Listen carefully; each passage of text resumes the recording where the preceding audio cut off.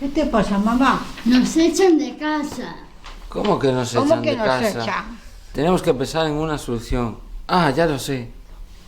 Atacar un banco. Miguel, ¿estás loco? Eso no se puede hacer. Yo creo que hay que pedir dinero ¿Pero a quién? a Amancio Ortega. Amancio Ortega. Ese no nos da ni la luz ni el agua. Tenéis razón.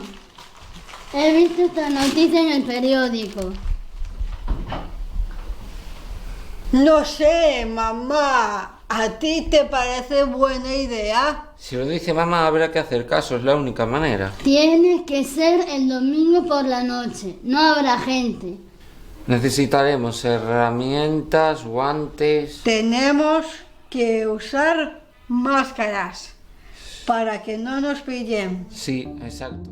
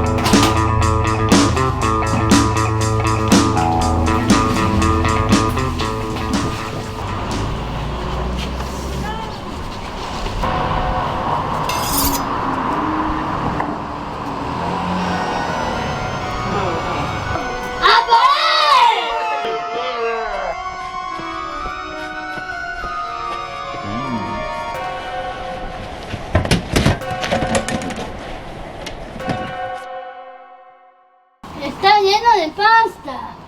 Con esto ya nos llega para salvar nuestra casa. Estos joyeros no se merecen lo que hemos hecho.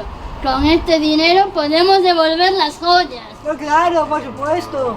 ¡Vamos! Vamos.